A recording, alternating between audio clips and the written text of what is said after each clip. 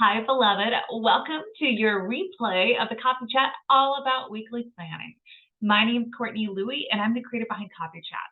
And Yoga Master, we're all about helping you become the best version of yourself so you can live intentionally with passion and purpose as God's beloved. So before we dive into the whole shebang, walking you through what weekly planning is and how to get started and actually give you a little space to plan your week, I want to give a quick disclaimer. We had actually had space for doing the weekly planning discussion last week. I was all set to rock and roll. Unfortunately, I had some tech glitches, and I went ahead and did it, and then the recording didn't work. So we're doing this again. Right now is just me talking to myself. But I hope you get a lot out of it. And definitely, please email me back if this is helpful, if you'd like more like this. And let's figure out if there's a way to try this again where we can actually engage with each other. It's not just me talking to myself, imagining I'm talking with you. So mouthful aside, I'm going to go ahead and take a moment and share the screen with you so you can read and write as we go. If you're a note taker, I definitely encourage you to pull up your notepad. If you're like me, you might like to type notes digitally because I don't like losing my notes. Do what works best for you, and let's dive in. So what can you expect from this coffee chat? Since it's a replay, you're not going to connect as much with others and Tribe Beloved, but we'll do that another time. We'll talk about what weekly planning is, what makes it awesome, and how to get started. I'll give you some space to do some planning for your week during our time together and discover a few ideas for maximizing your personality as you plan, because it affects every facet of your life. So we'll dive into that in a bit. In the meantime, again, my name's Courtney Louie, if we haven't met yet. I'm a fellow recovering overachiever and also a wife, mama, former university educator, Pilates and yoga teacher, MBTI personality type consultant, and Christian life coach. My son may or may not break out to join us. This is his quiet time, so we'll see how the day goes.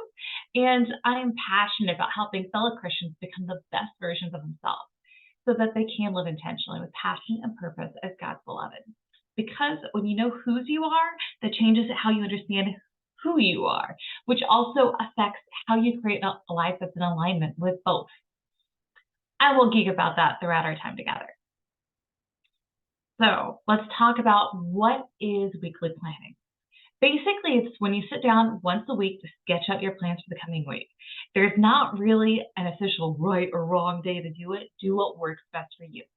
And during your weekly planning, you might focus on your top priorities for each day, your upcoming scheduled events and activities, deadlines.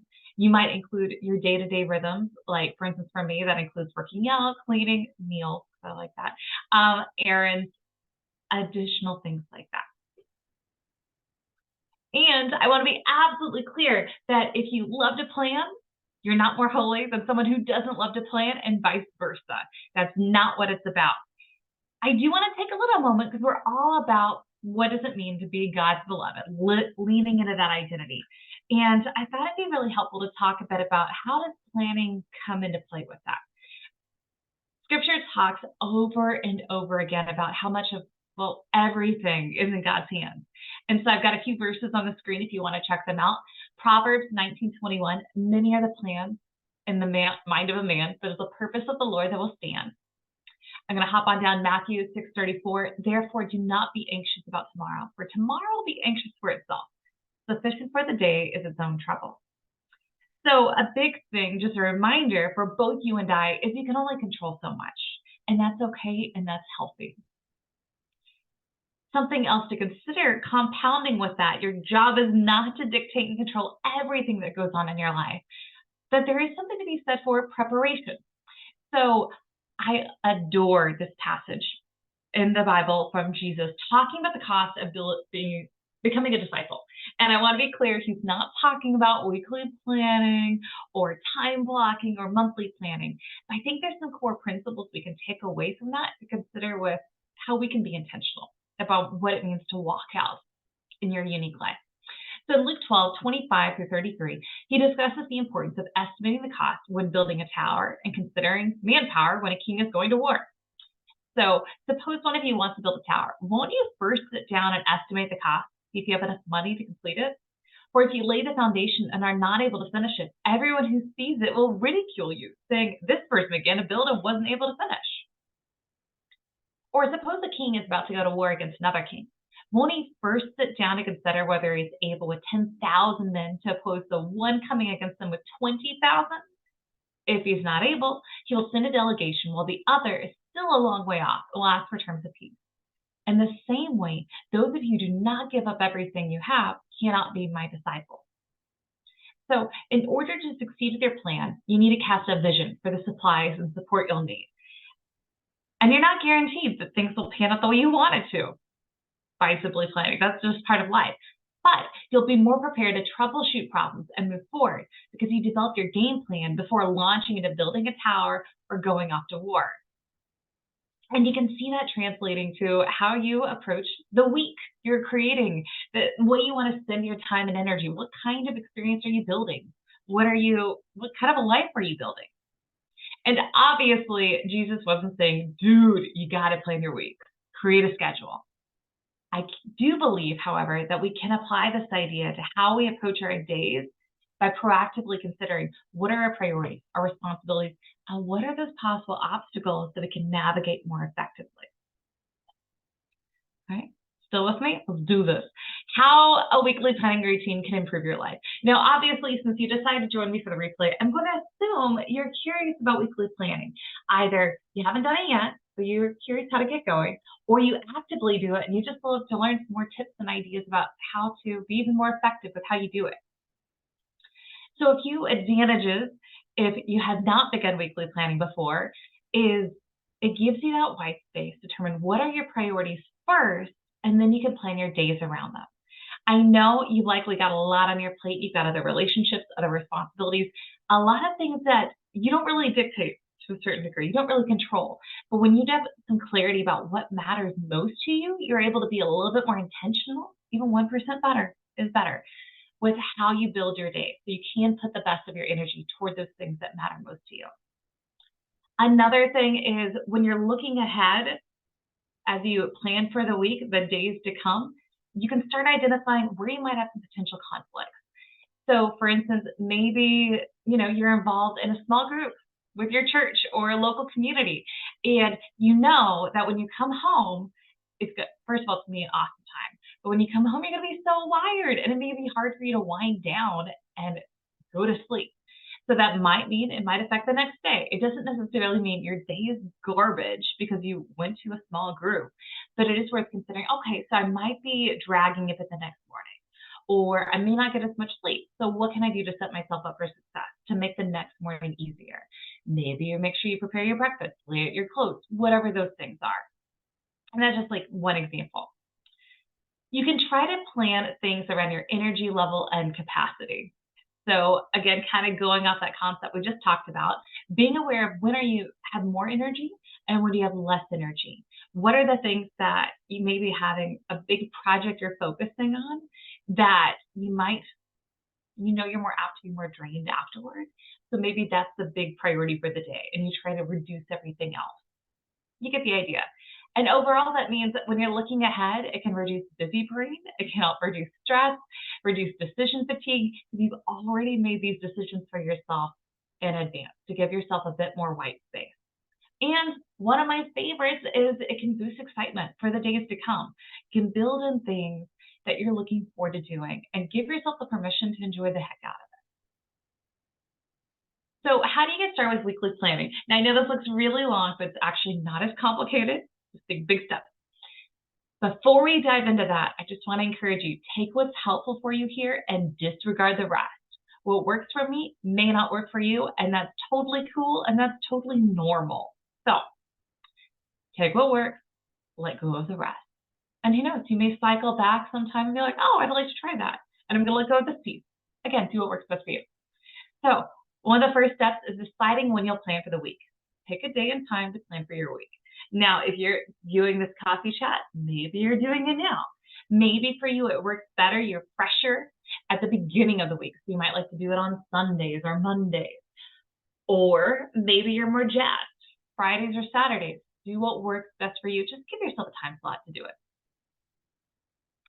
Personally, I tend to alternate between Fridays, Saturdays, and Sundays. It just depends on my time and my energy. My absolute favorite is on Sundays, but that's just me. And this doesn't have to be set in stone. Maybe during fall, this works out great. But as your schedule gets busier in winter, you need to pivot. And no worries, there's not a right or wrong way to do this. Just show up. Another tactical thing to consider is determining what weekly planning tools you'll need. So that might include a paper planner, paper calendar, pens, pencils, highlighters, stickers, markers, notebooks, sticky notes. You might use a digital app like Cozy, Trello, Evernote, Asana. You might use a digital calendar. Do what works best for you. You don't have to use all these tools. Personally, I like to do a combo of paper plus digital. So often I would include a classic notebook or a Rocket book. I really like Rocket books, very useful for brain dumping and just a daily review because I'm trying to get away from the screen. And then we use the shared family Gmail calendar, and then I use Outlook calendar for organizing my time. And I find that really helpful for the calendaring. I also like to use Outlook Smart Tasks, a way that you can actually just go ahead and set tasks and give deadlines. I get excited about that. But again, do what works best for you. So a little pro tip I also want to share as you go along when you're actually living in your week is you might want to consider using a coding system, like either highlighting or circles or stars or whatnot, take a favorite symbol, to note what didn't get done at the end of each day. Now, the goal of this is not to beat yourself up for what you're not doing. It's more so to notice so you can plan for the next day or later on in the week. What are some things that are still loose threads? And another thing is basically giving yourself a quick little mini assessment about what did I overestimate my capacity? Was this just unrealistic to plan for this day? Is it something I just didn't want to do? I don't like it. I don't want to do it.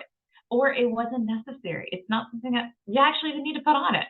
It's not about guilt tripping. It's about taking an objective look about what's working and not working for you. It might also give you just a little red flag that, hey, maybe I need to try putting my workout time at a different time in the day because this time is just not working right now. And that's okay. A big thing I want to keep coming back to over and over is if an element of your weekly planning routine becomes something that is just shame-inducing or makes you feel like you'll not measure up, let it go. As God's beloved, you're not called to live in shame. And don't let a habit or a practice like weekly planning make you feel like garbage. You're made for so much more than that. Okay, pep talk done for now. And then the last big piece of getting started with weekly planning, so to speak, is deciding what you want to focus on in your weekly planning. Focus on what works best for you. Here's just a few things to keep in mind. So I've got it categorized by area of life and giving it some more context if you're a reader. So my personal top one, I'd be like, don't ever forget to do this, is determining what are your top priorities or your focus.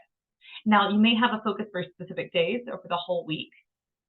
So for instance, we'll focus on household management. Let's say that you have certain days you want to clean certain areas of your home. Maybe you clean the bathrooms on Monday, the bedrooms on Tuesday, the big space on Wednesday. I'm just picking a zone.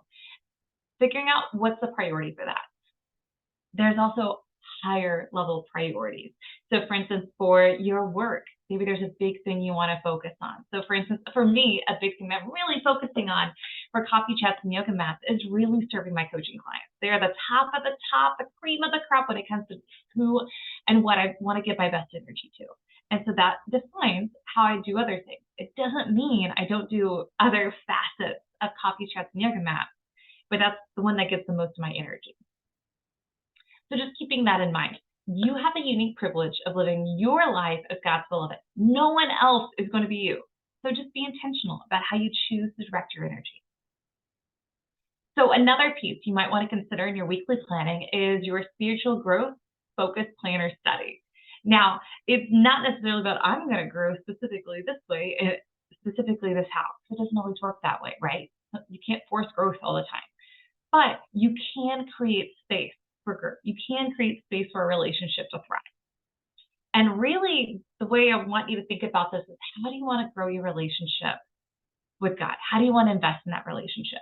So during your weekly review, you might look over for my studying time. If you study your Bible, I want to use this devotional or dig into this Bible book.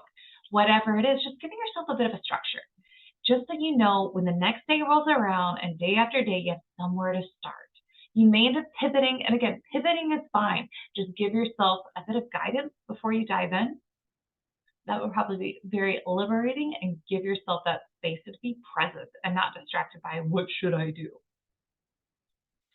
Another classic thing you'll want to consider in your weekly planning is what are your upcoming scheduled activities and deadlines. So, you can just look over your calendar, see what's coming up, or if there's things that need to be scheduled, are there deadlines you need to meet, and try to give yourself white space to meet those necessary deadlines. So let's say for appointments, maybe you realize, oh, I need to build in a 30-minute buffer to get ready and to go, whatever that may be, keeping that in mind. You'll also want to consider tasks. I think it's something we all tend to default to. That's one reason I want to pop it a little bit lower, because those are not the top priority. Your priorities are. So what are the recurring tasks you have on your plate? Are those, like we talked about the cleaning schedule, maybe that's something you already pre-distribute. Every week you're going to take your trash out on certain days. Maybe you have certain times that you do errands, those kinds of things. And then it's also worth considering, what are the beyond the norm tasks? I mean, quite frankly, I know for me, those ones take up far too much time and energy if I don't delegate them during weekly planning. And a nice thing about weekly planning, rather than dumping everything on Monday, you can consider, okay, what are those things going on each day of the week? What are the things I want to give my most energy to? And then you can distribute. So this day I'm going to look into that. On the next day, I'll focus on this piece. Whatever that is, distribute and don't touch it until that day rolls around, unless you happen to have white space. But don't put the pressure on yourself. You got to get everything done. Just get it out of your head and give it a home on your calendar and a designated spot on your to-do list.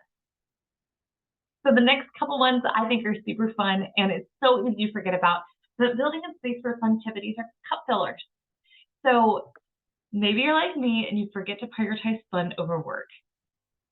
So one thing that I find helpful is deliberately planning something fun to look forward to. Since I spend most of my days with our little boy, which is pretty fun in itself, don't discount that. It's been helpful for me to be really intentional about when are we going to have adventure pocket? When are we going to go to our local children's museum? We have a membership. And so we're trying to get into a rhythm, trying to go there regularly, of going to a local park regularly, of going to the library, whatever those things are. And it doesn't have to be all about your children, but that's been really life-giving, giving myself that space to prioritize that. Or maybe there's a book or a podcast you want to listen to. And I'm not saying you have to be like, well, on Friday, I have to listen to this podcast. But keeping in mind, you can designate days, or you can have a running log. What are those things you love doing? And just creating that space to do it, giving yourself permission to enjoy. And then the next piece, it kind of builds on that, passion projects or hobbies. I can kind of see it as things that tend to be a bit more involved than, drinking a great cup of coffee. Fun. Or going to the local library. It's just something to consider. If you have passion projects or hobbies you really enjoy digging into, maybe like scrapbooking, maybe you enjoy literally digging, gardening, whatever those things are, just considering how can you give yourself that space to do it. And I know you're not going to be able to do that every week. Sometimes you just have crazy weeks and there's not enough space for all the things. But in addition to that, I give you encouragement just to give yourself some space and some grace to prioritize that when you can. Not from a guilt base, but knowing I'm going to walk away being a better person as a result of doing that. And if you're not a better person as a result, that's probably worth revisiting. So you'd also want to consider health and self-care. And that might be workouts. I like to call it healthy, happy movement. Because ideally, it's something that's good for you, healthy movement, but you also like it. It shouldn't feel like torture. There's also, other elements of body care. Maybe you have a hair washing day. Maybe you want to prioritize doing more intensive skincare or calling your doctor. Whatever those things are, just consider it. And the nice thing about when you get into these rhythms, if you don't typically weekly plan, that should help you start creating more white space as time goes on, because you'll have those established Sunday, Wednesday, or hair washing days, or whatever that may be. A few bonus ones you might want to consider are daily outfits and or special activity outfits. If you also find yourself staring at your closet sometimes when the day begins, like, I don't know what to wear, it may be helpful to plan out your outfits the night before. You can set out your undergarments or just do the tops and the bottoms. do what works best for you. Just give yourself something to get you going, and you can always shuffle those around. But ideally, if you've got a hot date or if you're giving a presentation, you can have it ready for you and reduce a little stress the morning up about where to find it, or constantly trying to try on different clothes to figure it out. Another piece you might want to consider is planning your meals for the week. There's more about that. We could talk about that in another video. And kid play or family time, you want to prioritize. I know we talked about that a little bit earlier.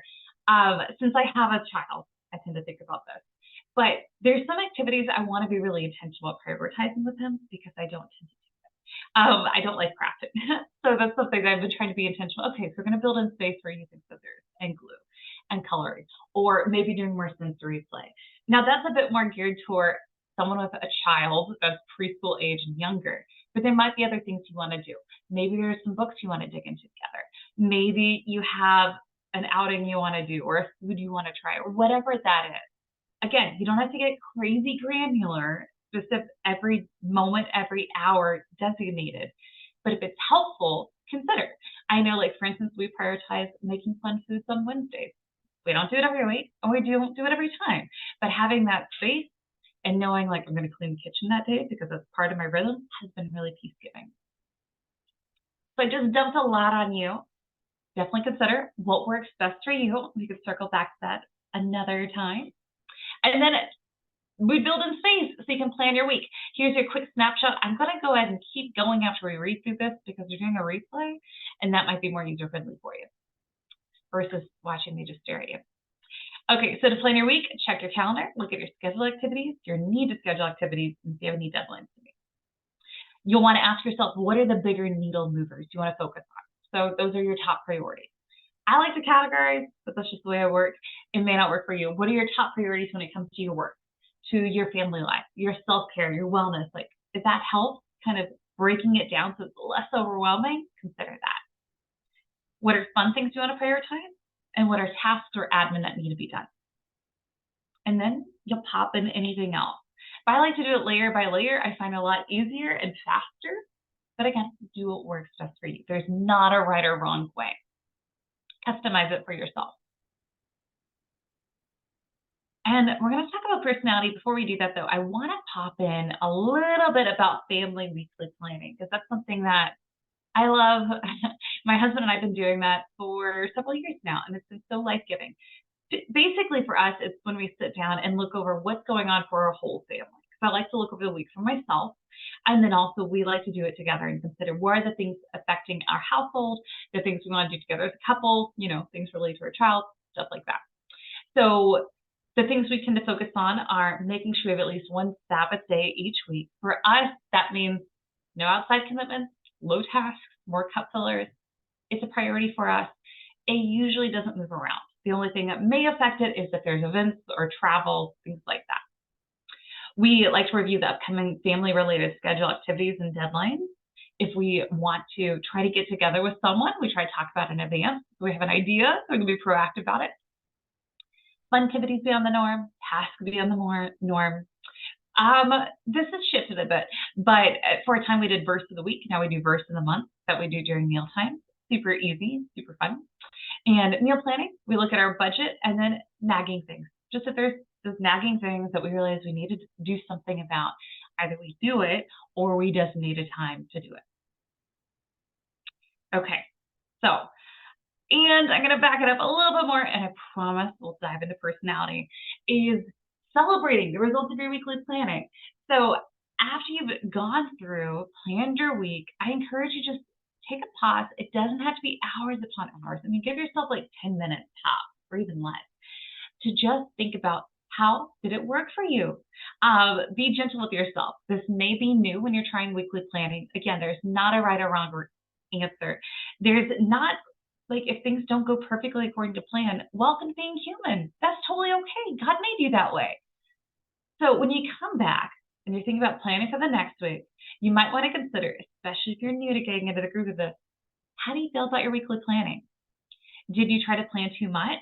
And this is where that coding system where you highlighted or you circled or whatever it was, the things that got left hanging, that might give you a gauge. Like, maybe those weren't good days to do that. Or maybe it's something that I should just table. Or I don't know what I'm doing. I need to break it down to smaller steps or get some help. I've had that with many things to put on my list. Do you need more margin in your day? I think most of us can say we do. Within what is your sphere of control, it's worth considering what are some small ways you can build in more margin.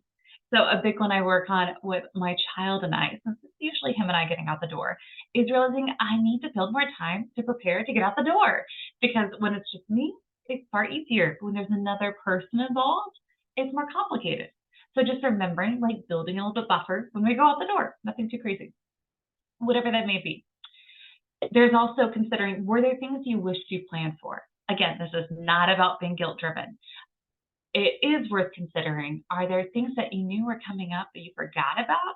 So how could you do things differently moving forward, especially if it's something that's going to come up again? And then a last one, which is always a great one, should you stop planning or plan less frequently for certain things? So for instance, for a while, I was doing a lot of the hair wash planning time. I just needed that in advance. And then I got into good rhythm where I didn't need to consider that. I had a good flow. I know exactly when I'm going to do it, when I'm not going to do it. Easy peasy. I don't need to plan for it anymore. Not a big deal. Again, it might depend on what's going on in your world, but the more you have those rhythms established, the less likely you'll probably really need to plan for it. Maybe just a quick refresher if that's the thing. Whew, that's a lot of stuff, right? I hope this was valuable. I hope you gained some really interesting ideas.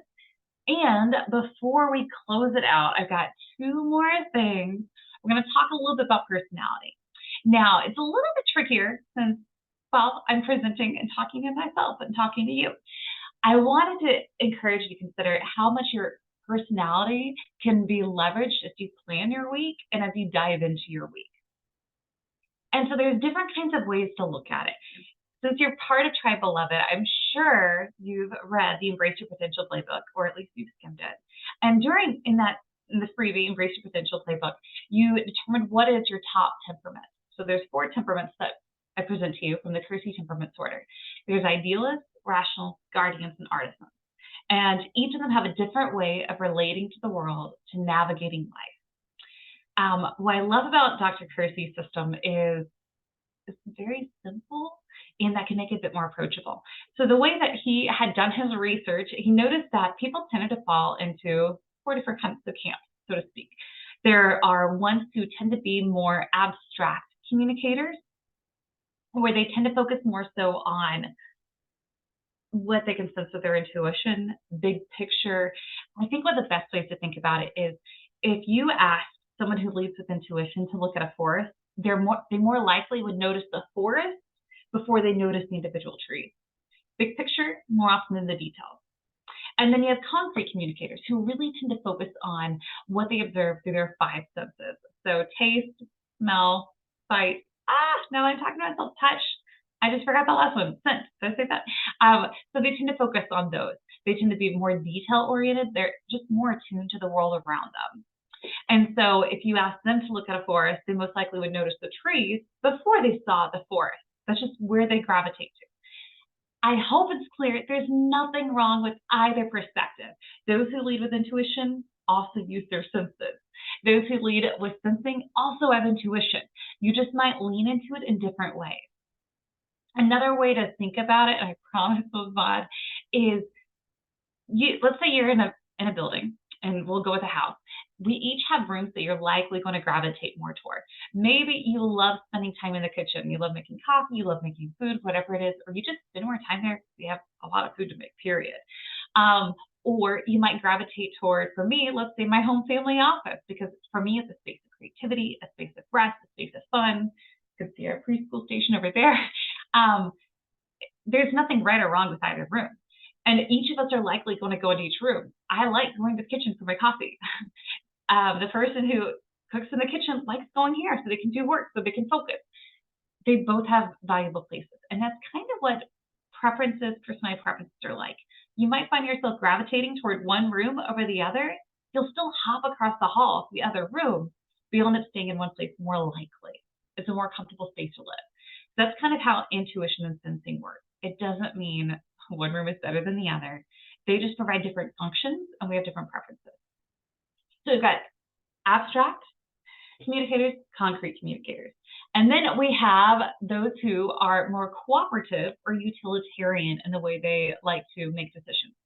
So those who are more cooperative tend to focus more so on how does this affect the greater community? What's the right way to do this? What's the the best impact in that regard? Communal, I guess you could say. And those who are utilitarian really focus on what's the most effective way to get this done? What's the most efficient way? And that's really simplistic, but hopefully it's clear also we need both perspectives. We need people who are thinking about how is this going to affect the greater community, and other people are able to look at more objectively what's the most effective way. Again, not right or wrong, it's probably going to lean either way. So all that being said, we've got our 4 temperaments, and likely you're one of these. So and we can drill far down. There's actually 16 personality types within the system, within MBTI, but that's for another day. So if you're an idealist, that means you're an abstract, cooperative person, tend to lean that way. So intuitive feeling. So a tip I would encourage you as you're looking over your week is considering your boundaries, especially in relationships. And that's mainly because as someone who's really invested in relationships and to be very heart-oriented, so to speak, it can be really difficult to have clear boundaries, being able to honor how to honor your energy and your capacity. And we all have a struggle in different ways. It's just something especially, so for instance, giving yourself permission to not do all the things, giving yourself permission to say no to certain activities or things that are coming up, giving yourself permission to pursue something, understanding what your needs are. I know that's really big. I just encourage you to think about, as you plan your week, how are you going to take care of you so you can better connect with others? So, for instance, I'm a shameless idealist. It's probably ridiculously obvious, better for worse. And I've recently started an online, a yoga connect group in my church. It's awesome. I'm so excited. We have so many women in the group. It's going to be amazing. And one of the things I want to be really intentional about is reaching out to them before we have our meetings, and also connecting with them via text and, encouraging building that community. And something I found myself totally overwhelmed by when as things were picking up was, how am I going to do this? Because I also realized I had a tendency to overcommit. And it was really helpful to give myself some boundaries and some structure. For me, that means I have a standing day that I reach out with a weekly email, and I have a couple standing days where I reach out and text new people, do any, administrative follow-up. Logistics drive me crazy.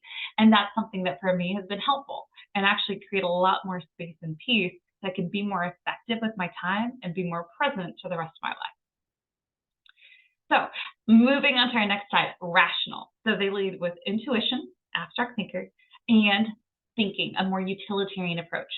So for you, I'd encourage you, especially toward the end of the week when you're done planning, is celebrating your wins.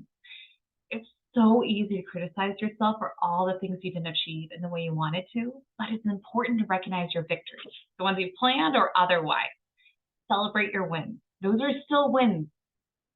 And in fact, if it helps, consider your weekly planning a win. The fact that you gave yourself a plan, however strict or flexible as works best for you. And then moving on to our concrete communicators. So if you are a guardian, you lead with sensing and judging. So more concrete communicator, cooperative decision maker. So a big thing I encourage for you is streamlining your routines and schedules. As you're looking forward over the coming days, look over your responsibilities. What's one routine? What's one thing that could be modified to better serve you? What can you change to make that happen? And this is going to be an incremental thing, not something that's just like, I'm all done, this is like 15 minutes, but something to consider since you are so gifted at managing logistics, not my strength. That's something that it could be easy to get into a routine of not streamlining it. So see what you can do to save yourself some time and energy. And then the last temperament, artisan. So sensing and perceiving, or a concrete communicator, utilitarian decision maker. What's most effective? So you tend to have all kinds of energy. You people, why did I call you that? Incredible. So something you might want to consider, especially since you're more likely to want to be flexible and go with the flow, is consider moving while you plan, or maybe you stand while you plan. Keep in mind, what are some ways you can add some movement into what you're doing? And knowing that you like to have things a bit more loose, more open-ended, Give yourself that flexibility as you plan, that you don't have to have things set in stone. Consider rhythms. What could work best for you? We'll go with household. So let's say Fridays are cleaning days. Tuesdays are phone call days. Whatever those things are, giving yourself a bit of a rhythm, but you don't have to get super specific to be effective. So that was kind of a bonus tip. So I hope that the information about personality was helpful, some ideas to consider as you plan your week. Again, this is not really one size fits all. There's so much more we could dive into about this, but I hope that gives you some suggestions, some things to consider. And something I did want to briefly mention, because why the heck not, is I have a weekly planning guide that's in the Intentional Life Planning Toolkit, and I'm also offering a sale. So because I just recently celebrated my 36th birthday, I thought we'd have a belated birthday sale, which is 36% off of everything in the shop. So that includes the Intentional Life Planning Toolkit and the Marriage Retreat Toolkit. So the Intentional Life Planning Toolkit has the weekly planning guide and intentional life journal prompts to help you be more effective with your time and energy, so you can create that white space and become the best version of yourself. It'll help you determine what intentional life would look like for you and how to leverage your unique God-given personality as you plan your week, as you reflect on your days, as you move forward each day. So it's intended to help you with your faith, priorities, schedule, responsibilities, meals, relationships, adventures, and more. And really just giving yourself a structure to reflect, to plan, and to move forward. So I thought I'd give you a quick snapshot and walk you through the course, because why the heck not? Here's what it looks like. We didn't talk about the Intentional Life Journal prompts because you don't have a year to sit here and watch me. But I just want to show you briefly, if you decide to purchase the Intentional Life Planning Toolkit, you get the guide. I thought, like I said, just walking you through. There's a welcome guide, different pieces. There's also quite a few videos I've added. My hope is to make it more user-friendly, walking you through the welcome guide, the Intentional Life Journal prompt, weekly planning, and so on and so forth. And I forgot to do this. Let's go and fix this real briefly. So we're going to download the materials, do a quick snapshot, give an idea of what the heck you're getting. Good. It's still loading. I'm always concerned that it won't load. So, and within the weekly planning guide, we have a more in-depth discussion and worksheets and materials to help you plan your week. So again, do what works best for you. But I hope this is a handy resource. So in the weekly planning guide, you'll walk through just about planning and faith, how they intersect, some more scriptures to consider. This is not about proof texting, just giving you some ideas to consider. More in depth about possible weekly planning topics, how to get started, family weekly planning. We'll dive into some I'll have a cheat sheet. So if you just like to have one quick sheet that you could screenshot or you tuck into your planner, see what works best for you, and some worksheets to get you going. And of course, there's more.